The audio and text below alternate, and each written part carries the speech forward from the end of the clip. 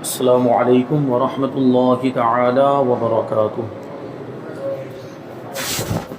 نحمده ونصلي ونسلم على رسوله الكريم اما بعد فاعوذ باللہ من الشیطان الرجیم بسم اللہ الرحمن الرحیم ان اللہ وملائکته یصلون علی النبی یا ایہا الذین آمنوا صلوا علیہ وسلموا تسلیما اللہم صلی علی سیدنا ومولانا محمد معدن الجود والکرم وآلہ الکرام وابنہ الکریم وبارک وسلم صلاۃ و سلاما علیک یا رسول اللہ صلی اللہ تعالی علیہ وسلم۔ سورہ بقرہ آیت نمبر 42 کی تفسیر ہے۔ اللہ تبارک و تعالی ارشاد فرماتا ہے وَلَا تَلْبِسُوا الْحَقَّ بِالْبَاطِلِ وَتَكْتُمُوا الْحَقَّ وَأَنْتُمْ تَعْلَمُونَ، اور حق کو باطل کے ساتھ نہ ملاؤ اور جان بوجھ کر حق نہ چھپاؤ۔ حق یعنی جو چیز بالکل صحیح ثابت ہے، واقع کے مطابق ہے، اور باطل کا مطلب یہ ہوتا ہے کہ جس کا کوئی وجود ہی نہیں، اور جو بالکل سراسر جھوٹ اور کسی بھی طرح کے اس کے سچ ہونے کا امکان ہی نہ ہو، جیسے کہ یہودیوں کا مذہب، عیسائیوں کا مذہب یا غیر مسلموں کا ہندو مذہب، یہ باطل ہے، یعنی اس کا کوئی وجود ہی نہیں ہے۔ تو یہودیوں کو مخاطب کر کے کہا جا رہا ہے، یہودی علماء کو مخاطب کر کے کہا جا رہا ہے کہ حق کو باطل کے ساتھ نہ ملاؤ اور جان بوجھ کر حق نہ چھپاؤ۔ تو وہ کیا کرتے تھے، ان کا طریقہ کار کیا تھا، وہ اس سے پہلے والے درس میں بتایا گیا، اسی کو یہاں پھر سے شامل کرتے ہیں۔ فرماتے ہیں کہ یہودی علماء نبی کریم صلی اللہ علیہ وسلم کی عظمت و نبوت سے متعلق توریت کی آیتیں چھپاتے بھی تھے، اور کبھی کچھ بیان کرتے تو ان کے ساتھ اپنی طرف سے کچھ باطل یعنی جھوٹی باتیں ملا دیا کرتے تھے۔ یہ بات پہلے بیان ہوئی کہ یہودی یا تو جو ہے کہ حضور پاک صلی اللہ علیہ وسلم کی عظمت والی آیتیں جو توریت کی آیتیں ہیں وہ بیان نہیں کرتے تھے، اور اگر کبھی بیان کرتے تھے تو اپنی طرف سے اس کے ساتھ کچھ ایسی بات ملا دیتے تھے جو ان کی مرضی کے مطابق ہوا کرتی تھی، ان کے مقصد کے مطابق ہوا کرتی تھی، یعنی اس سے وہ اپنا مقصد نکالنا چاہتے تھے، اپنی مراد پوری کرنا چاہتے تھے۔ مثلا وہ اپنے پیروکاروں سے یہ کہتے کہ محمد صلی اللہ علیہ وسلم نبی تو ہیں لیکن ہمارے لیے نہیں ہے، بلکہ وہ دوسروں کے لیے، یعنی یہودیوں کے لیے نبی نہیں ہے، وہ دوسری قوموں کے لیے ہے۔ یہ باطل بات، جبکہ توریت کے اندر مطلقاً فرمایا گیا کہ وہ تو سارے جہان کے لیے نبی ہیں۔ توریت کے اندر فرمایا گیا کہ وہ سارے جہانوں کے لیے نبی بنا کر بھیجے گئے، اور وہ نبی آخر الزمان ہے، وہ خاتم النبیین ہیں۔ اب ان کے بعد کوئی نبی نہیں آئے گا، تو پھر یہ لوگ کیسے کہہ سکتے ہیں کہ وہ صرف دوسروں کے لیے نبی، ہمارے لیے نبی نہیں ہے؟ تو یہ جھوٹی بات وہ لوگ شامل کر لیا کرتے تھے۔ یہودی علماء نے اس طرح کی کئی باتیں گڑھی ہوئی تھیں جن کے ذریعے سے وہ جان بوجھ کر حق چھپانے اور حق اور باطل کو ملا کر دھوکہ دینے کے طریقے اختیار کیے ہوئے تھے۔ اس طرح وہ لوگوں کو دھوکہ دیتے تھے اور لوگوں کو گمراہ کرتے تھے کہ صحیح بات نہیں بتاتے، کیونکہ دیکھیں اس میں مقصد کیا تھا چھپانے میں نے پہلے بتایا کہ اگر وہ صحیح بات بتا دیتے اور صحیح آیتیں جن میں حضور پاک صلی اللہ علیہ وسلم کی علامتیں اور نشانیاں بتائی گئی تھی وہ اگر لوگوں کے سامنے بتا دیتے تو سب حضور کو مان لیتے، حضور پر ایمان لے آتے، سب مسلمان ہو جاتے۔ اب ظاہری سی بات ہے ان کی سرداری چھین جاتی، اور ان کے جو تحائف اور تحفے ہدیے وغیرہ جو ان کو مل رہے تھے وہ سب سلسلہ موقوف ہو جاتا۔ لیکن انہوں نے یہ نہیں سوچا کہ یہ تو دنیا کی کامیابی یا دنیا کا مال و دولت ہے، یہ دنیا میں کام آ سکتا ہے، لیکن اگر حضور پر ایمان لے آئے، خاتم النبیین کو مان لیا، تو دنیا بھی کامیاب، آخرت بھی کامیاب۔ وہ پھر کیسے کتاب کے عالم تھے؟ وہ آسمانی کتاب کے، یعنی وہ تو پھر ظاہری طور پر دعویٰ ہوا آسمانی کتاب کو ماننے کا، ورنہ حقیقت میں اگر وہ توریت کی روح سے واقف ہوتے تو حضور پر ضرور ایمان لے آتے، کیونکہ ساری کامیابی تو حضور پر ایمان لانے میں ہے۔ لیکن یہ جو علماء تھے، یہود کے علماء، یہ ان کو علماء سو کہا جائے تو بجا ہوگا، یعنی برے علماء تھے۔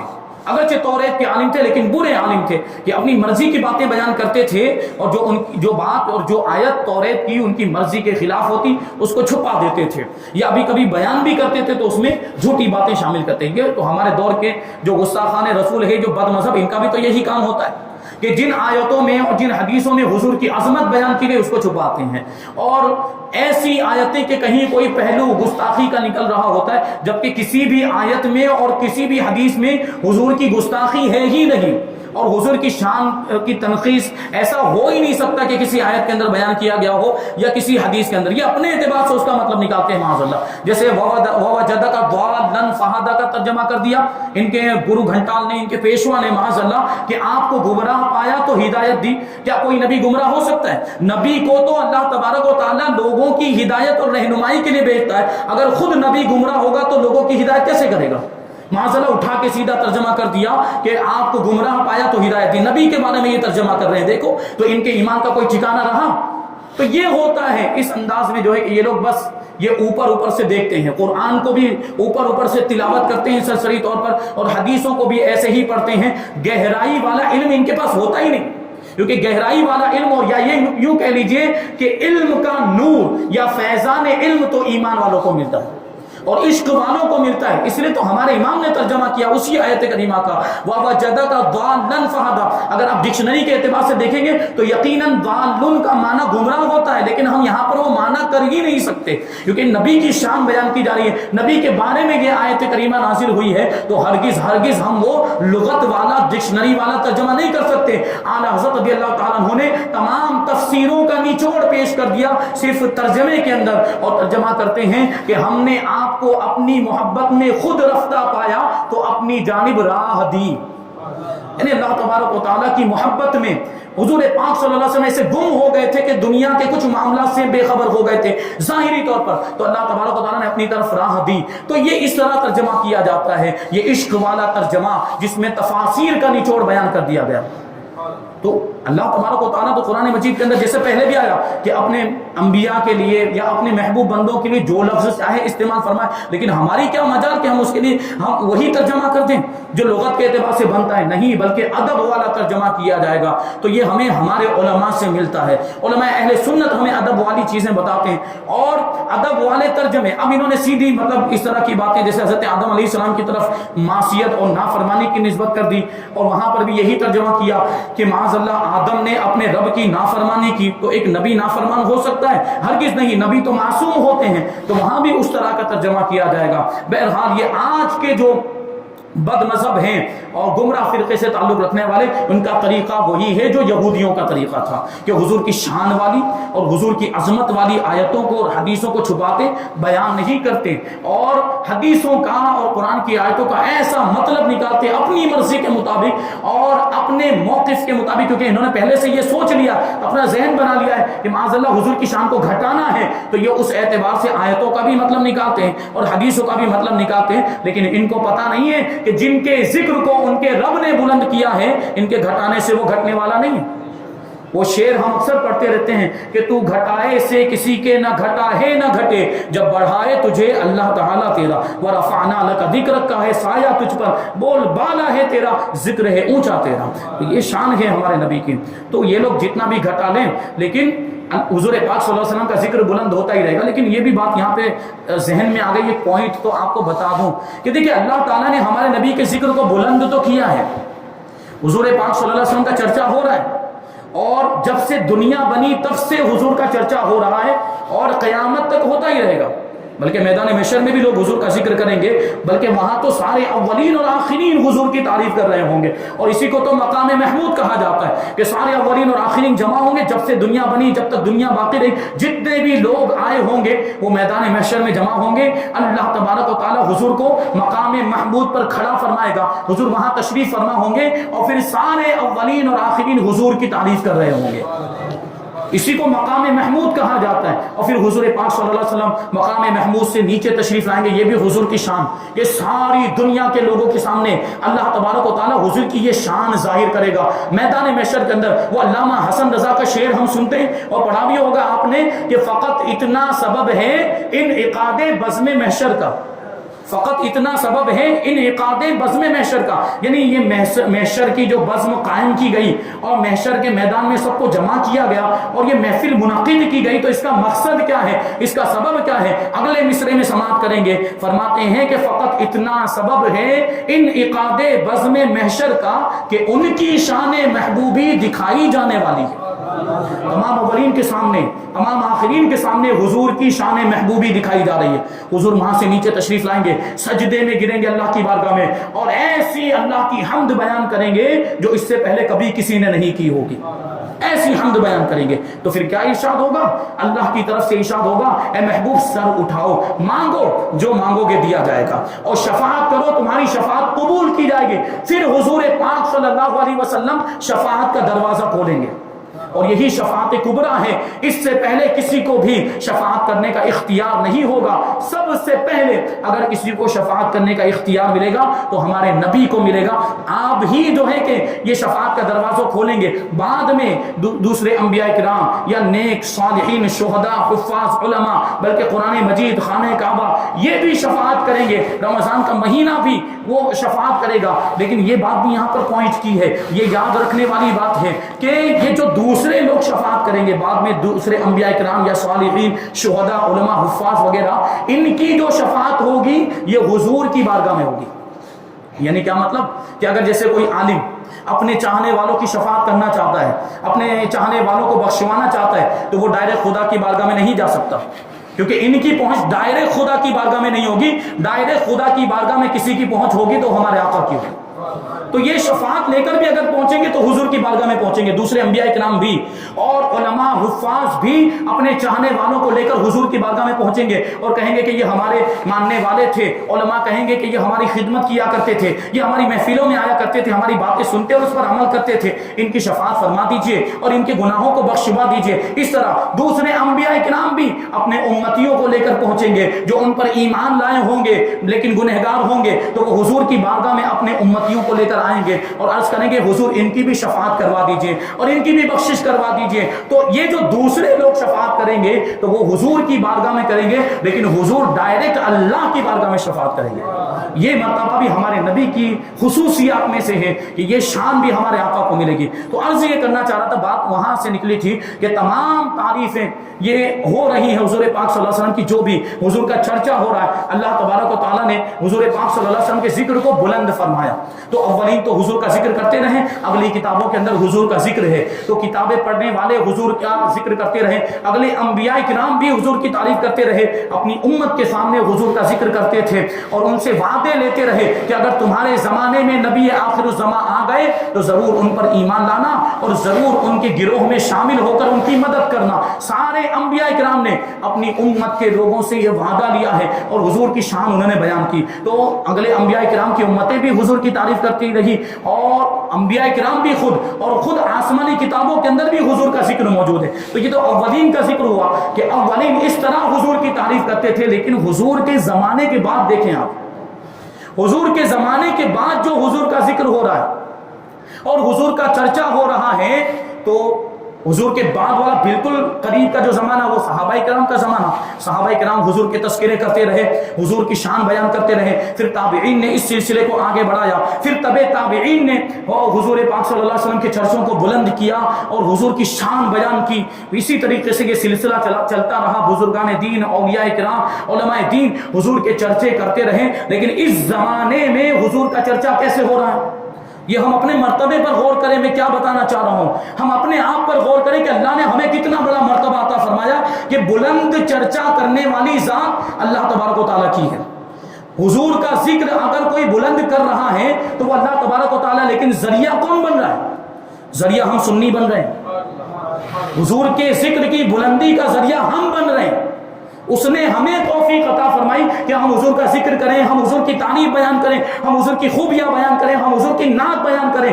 تو چرچا تو حقیقت میں اللہ تعالیٰ بلند کر رہا ہے, حضور کا ذکر تو حقیقت میں اللہ تبارک و تعالیٰ کر رہا ہے, لیکن اس کا ذریعہ ہم بن رہے ہیں. تو ہم اپنے مرتبے پر غور کریں کہ ہمارا مرتبہ کتنا بلند و بالا ہے کہ اللہ تعالیٰ نے ہمیں یہ توفیق عطا فرمائی کہ ہم حضور کا ذکر کریں. ورنہ یہی انسانوں میں کچھ لوگ تو کفار ہیں, وہ تو حضور سے ان کا تو کوئی مطلب نہیں, کوئی تعلق ہی نہیں, کوئی رشتہ نہیں. اور کچھ مسلمان کہلانے والے لوگ بھی جو گستاخیاں کر کے وہ بھی دائرہ اسلام سے باہر ہو گئے, ان کا بھی حضور کی ذات سے کوئی لینا دینا نہیں. اگر حضور کی ذات سے کسی کا رشتہ ہے تو وہ سنیوں کا ہے. وہ عاشقان مصطفیٰ کا ہے، ہم ہی تو حضور کی شان بیان کرتے ہیں اور حضور کا چرچا کرتے رہتے ہیں۔ تو یہ ہمارے علماء نے یہ ساری باتیں ہم کو سکھائی ہے کہ جہاں بھی بات آئے اگر کوئی ایسا ترجمہ بھی کرنا ہو تو ادب والا ترجمہ ہونا چاہیے، اور حضور کی شان کو کبھی بھی چھپایا نہیں جاتا، حضور کی شان کو جتنا ہو سکے اتنا بیان کیا جائے گا، اور جہاں سے بھی حضور پاک صلی اللہ علیہ وسلم کی عظمت کی بات نکلتی ہوگی ہم اس کو عام کریں گے۔ یہ ہمارا طریقہ ہے، یہ سنیوں کا طریقہ ہے، اور وہ وہابیوں کا طریقہ ہوگا کہ وہ حضور کی شان کو کم کرنے کی کوشش کرتے ہیں۔ ان کے کم کرنے سے کوئی فرق نہیں پڑنے والا، اور یہ یہودیوں کے طریقے پر ہیں کہ یہودی ایسا ہی کیا کرتے تھے۔ یہودی علماء نے اس طرح کی کئی باتیں گڑھی ہوئی تھی جن کے ذریعے سے وہ جان بوجھ کر حق چھپانے اور حق اور باطل کو ملا کر دھوکہ دینے کے طریقے اختیار کیے ہوئے تھے۔ علامہ علی بن محمد خازن رحمۃ اللہ تعالی علیہ فرماتے ہیں اس آیت سے معلوم ہوا کہ ہر ایک کو چاہیے کہ وہ حق کو باطل سے نہ ملائے اور نہ ہی وہ حق کو چھپائے، کیونکہ اس میں فساد اور نقصان ہے۔ اور یہ بھی معلوم ہوا کہ حق بات جاننے والے پر اسے ظاہر کرنا واجب ہے اور حق بات کو چھپانا اس پر حرام ہے۔ آگے والی آیت کریمہ آیت نمبر 43، اللہ تبارک و تعالیٰ ارشاد فرماتا ہے وَأَقِيمُوا الصَّلَاةَ وَآتُوا الزَّكَاةَ وَارْكَعُوا مَعَ الرَّاكِعِينَ، اور نماز قائم رکھو اور زکوٰۃ ادا کرو اور رکوع کرنے والوں کے ساتھ رکوع کرو۔ اب یہاں پہ دیکھیں ابھی تک تو یہودیوں کا تذکرہ چل رہا تھا، اور پھر اچانک نماز قائم کرنے کا حکم دیا جا رہا ہے اور زکوٰۃ ادا کرنے کا حکم دیا جا رہا ہے، اور رکوع کرنے والوں کے ساتھ رکوع کرنا، یعنی کیا؟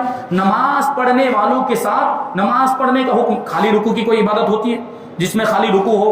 یہ رکوع نماز کا حصہ ہے، یعنی رکوع کرنے والوں کے ساتھ رکوع کرو، مطلب یہ ہے کہ یہاں پہ جز بول کر کل مراد لیا جا رہا ہے کہ نماز کا ایک رکن بیان کر کے پوری نماز کی طرف اشارہ ہے، یعنی نماز پڑھنے والوں کے ساتھ نماز پڑھو۔ اب سوال یہ پیدا ہوتا ہے کہ یہودی تو مسلمان ہے ہی نہیں، یہودی تو شریعت کے مکلف ہی نہیں، ان پر تو نماز فرض ہی نہیں ہے اور ان پر زکوٰۃ ادا کرنا بھی فرض نہیں ہے، یا نماز پڑھنا فرض نہیں ہے، یہ نماز یا زکوٰۃ یہ سب چیزیں یہ کس پر فرض ہیں؟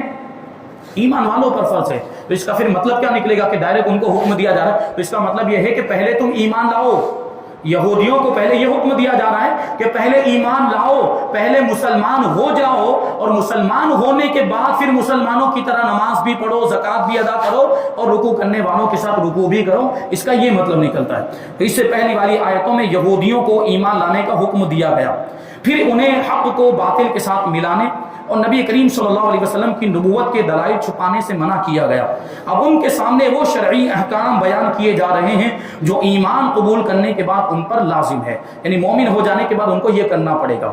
چنانچہ فرمایا گیا کہ اے یہودیوں، تم ایمان قبول کر کے مسلمانوں کی طرح 5 نمازیں ان کے حقوق اور شرائط کے ساتھ ادا کرو، یعنی جو بھی نماز کے شرائط ہے، نماز کے فرائض اور واجبات جو بھی احکام ہیں ان سارے احکام کی پابندی کے ساتھ نماز ادا کرو، اور جس طرح مسلمان اپنے مالوں کی زکوٰۃ ادا کرتے ہیں اسی طرح تم بھی اپنے مالوں کی زکوٰۃ ادا کرو، اور میرے حبیب صلی اللہ علیہ وسلم اور ان کے صحابہ رضی اللہ تعالی عنہم کے ساتھ با جماعت نماز ادا کرو۔ کیوں؟ دیکھیے کیا فرمایا گیا، رکوع کرنے والوں کے ساتھ رکوع کرو، نماز پڑھنے والوں کے ساتھ نماز پڑھو۔ تو ساتھ میں مل کر کون سی نماز پڑھی جاتی ہے؟ جماعت والی نماز، با جماعت نماز پڑھی جاتی ہے۔ تو با جماعت نماز پڑھنے کا ثبوت یہاں سے مل رہا ہے، اور با جماعت نماز پڑھنے کی تاکید یہاں سے ظاہر ہو رہی ہے کہ جماعت کے ساتھ نماز پڑھنا یہ بہت اہم اور ضروری ہے، اور اس کی بڑی فضیلتیں بھی آئی ہے۔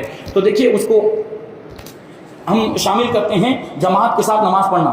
فرماتے ہیں اس آیت میں جماعت کے ساتھ نماز ادا کرنے کی ترغیب بھی ہے، رغبت دلائی گئی ہے، اور احادیث میں جماعت کے ساتھ نماز ادا کرنے کے بہت سارے فضائل بیان کیے گئے ہیں۔ چنانچہ حضرت عبداللہ ابن عمر رضی اللہ تعالی عنہما سے روایت ہے کہ نبی کریم صلی اللہ علیہ وسلم نے ارشاد فرمایا، جماعت کے ساتھ نماز پڑھنا یہ تنہا نماز پڑھنے سے 27 درجہ زیادہ فضیلت رکھتا ہے۔ یعنی کیا مطلب ہوا کہ آپ اکیلے نماز پڑھیں، ایک نماز آپ اکیلے پڑھیں، لیکن ایک نماز آپ جماعت کے ساتھ پڑھیں تو وہ تنہا پڑھی ہوئی نماز کے مقابلے میں جماعت کے ساتھ نماز پڑھی ہوئی یہ 27 درجہ زیادہ فضیلت رکھتی ہے، یعنی گویا کہ 27 نمازوں کا ثواب ملتا ہے اس میں۔ اور جماعت کے ساتھ نماز پڑھنے کی یہ فضیلت ہے، اور اس میں بہت ساری حکمتیں بھی ہیں کہ جماعت کے ساتھ اگر ہم نماز پڑھیں گے تو ایک ساتھ میں مجمع جمع ہوگا، اور ایک ساتھ میں لوگ دیکھیں جمع ہونے میں محبت بھی پیدا ہوتی ہے، آپس میں ایک دوسرے سے ملاقات ہوگی، سلام کلام بھی ہوگا اس وقت، تو یہ آپس میں اتحاد بھی پیدا ہوگا، ایک دوسرے کے لیے محبت کے جذبات بھی پیدا ہوں گے، اور ایک ساتھ میں بڑا مجمع جب جمع ہوا کرے گا تو اس سے اسلام کی شان اور اسلام کی شوکت بھی ظاہر ہوگی۔ اسی لیے تو جمعہ کے دیکھیں جمعہ کا اہتمام، یہ جمعہ کے تعلق سے اصل حکم یہ ہے کہ ایک شہر میں ایک ہی جمعہ قائم ہو سکتا ہے، اصل حکم یہ ہے ایک شہر میں ایک ہی جمعہ. کیوں؟ اس میں بھی مقصد یہی تھا کہ پورے شہر کے لوگ جب ایک جگہ پر جمع ہوں گے، ایک میدان میں جمع ہوں گے تو کیسی شان ظاہر ہوگی، لوگ دیکھنے والے ہیبت میں آ جائیں گے کہ اسلام کتنا عظمت والا مذہب ہے، ان کی اتنی تعداد ہے، تو یہ ایک اسلام کی شان اور شوکت ظاہر ہوگی. اس وجہ سے علماء نے فرمایا تھا یہ اصل مذہب فقہا کا جو یہ ہے کہ ایک شہر میں ایک ہی جمعہ ہو سکتا ہے. لیکن بعد میں ضرورت کے حساب سے جو بڑے بڑے شہر ہو گئے اور شہروں میں آبادیاں بہت زیادہ ہو گئی تو ایک سے زیادہ جمعہ قائم کرنے کی بھی اجازت ملی ہے. اور لیکن اس کا یہ مطلب بھی نہیں کہ اب جو چاہے جہاں چاہے جمعہ قائم کر دے. جمعہ کی بہت ساری شرطیں ہوتی ہیں، جب وہ شرطیں پائی جائے تبھی جمعہ کو قائم کیا جا سکتا ہے. یہ عام نمازوں کی طرح نہیں، کہیں بھی آپ چاہ کے پڑھ سکتے ہیں. جیسے عام نماز آپ اسٹیشن پر بھی پڑھ لیں، آپ کسی میدان میں بھی پڑھ لیں، جہاں پر بھی وقت آ جائے آپ پڑھ سکتے ہیں. لیکن جمعہ کی نماز کا یہ حکم نہیں. جمعہ اور عیدین کی نماز کے لیے بہت ساری شرطیں ہوتی ہیں، پھر کبھی کسی موقع پر وہ ساری شرطیں بیان کی جائے گی. بہرحال یہاں پر جماعت کی فضیلت بیان کی گئی. حضرت عثمان غنی رضی اللہ تعالیٰ عنہ کے غلام حضرت حمران رضی اللہ تعالیٰ عنہ سے روایت ہے کہ حضور اقدس صلی اللہ علیہ وسلم نے ارشاد فرمایا کہ جس نے کامل وضو کیا، یعنی اچھی طرح وضو کیا، جیسا وضو کرنا چاہیے ویسا، یعنی ساری سنتوں کو بھی ادا کیا وضو کی. ایک تو یہ کہ خالی فرائض ادا کر لیں تو وضو ہو تو جاتا ہے، لیکن کامل وضو کا مطلب کیا ہوا کہ ساری سنتیں بھی ادا کرے، وضو کی سنتیں. پھر فرض نماز کے لیے چلا، وضو کرنے کے بعد وہ فرض نماز ادا کرنے کے لیے چلا اور امام کے ساتھ اس نے نماز پڑھی تو اس کے گناہ بخش دیے جاتے ہیں. دیکھیں گناہوں کی بخشش کا کتنا آسان ذریعہ ہے، صرف جماعت کے ساتھ نماز پڑھ لو گناہ بخش دیے جائیں گے. اچھا یہاں پر یہ جو بات آتی ہے بہت سی حدیثوں کے اندر، بہت سی روایتوں کے اندر کہ یہ عمل کریں تو سارے گناہ معاف ہو جائیں گے، تو یہ کون سے گناہ مراد ہوتے ہیں؟ یہاں پر صغیرہ گناہ مراد ہوتے ہیں. یعنی صغیرہ گناہ کسی نیک عمل کی وجہ سے، کسی دوسرے عمل کی وجہ سے معاف ہو جاتے ہیں. تو جیسے یہاں پر جماعت کے ساتھ نماز پڑھنے سے جو گناہ معاف ہو جاتے ہیں اس سے بھی صغیرہ گناہ مراد ہیں، یعنی صغیرہ گناہ معاف ہو جاتے ہیں. لیکن جو کبیرہ گناہ ہیں، کیونکہ کبیرہ گناہ کا حکم یہ ہے کہ وہ بغیر توبہ کے معاف نہیں ہوتے، اس میں توبہ کرنی پڑتی ہے. لیکن ہو سکتا ہے کہ اس نیک عمل کے صدقے میں جماعت کے ساتھ، پابندی کے ساتھ، جماعت کے ساتھ اگر نماز پڑھیں تو ہو سکتا ہے اللہ تبارک و تعالیٰ اس کی برکت سے کبیرہ گناہ سے توبہ کرنے کی بھی توفیق عطا فرما دے، کیونکہ نماز تو برائیوں سے روکتی ہے. ان الصلاۃ تنہا عن الفحشاء والمنکر، کہ بے شک نماز بے حیائی اور بری باتوں سے روکتی ہے. تو اس کو ہو سکتا ہے کہ نماز کی برکت سے گناہوں سے، بڑے گناہوں سے توبہ کرنے کی بھی توفیق مل جائے. بہرحال اگر چھوٹے گناہ بھی معاف ہو رہے تو یہ کم بات تھوڑی ہے، چھوٹے گناہوں کا بھی معاف ہو جانا، کیونکہ ہمارے اوپر تو گناہوں کی کثرت کا انبار لگا ہوا ہے. ہم تو سر سے لے کر پاؤں تک گناہوں میں ڈوبے ہوئے ہیں. تو کہیں سے بھی کوئی بھی بخشش کا ذریعہ مل جائے یہ ہمارے لیے غنیمت ہے، بہت بڑی بات ہے. تو جماعت کے ساتھ نماز پڑھیں اور اپنے گناہوں کی بخشش کا سامان کریں. کیونکہ تو ابھی 2 حدیثیں بیان کی گئی جماعت کی فضیلت کے تعلق سے، اور بھی 2 حدیثیں ہیں اور 2 واقعات ہیں کہ علماء کرام اور بزرگان دین کے نزدیک جماعت کی کیا اہمیت تھی اور وہ جماعت کے ساتھ نماز پڑھنے کو کتنا ضروری سمجھتے تھے. انشاءاللہ آپ کو وہ آگے والی باتوں سے اس کا اندازہ ہوگا. اور پھر آیت نمبر 44 کی تفسیر انشاءاللہ یہ ساری باتیں ہم آئندہ درس میں شامل کریں گے. اللہ تبارک و تعالیٰ کی بارگاہ میں دعا ہے کہ جو کچھ بھی بیان ہوا اس پر ہم سب کو عمل کرنے کی توفیق عطا فرمائے اور نور قرآن سے ہم سب کے دلوں کو روشن اور منور فرمائے. وما علینا الا البلاغ. السلام علیکم.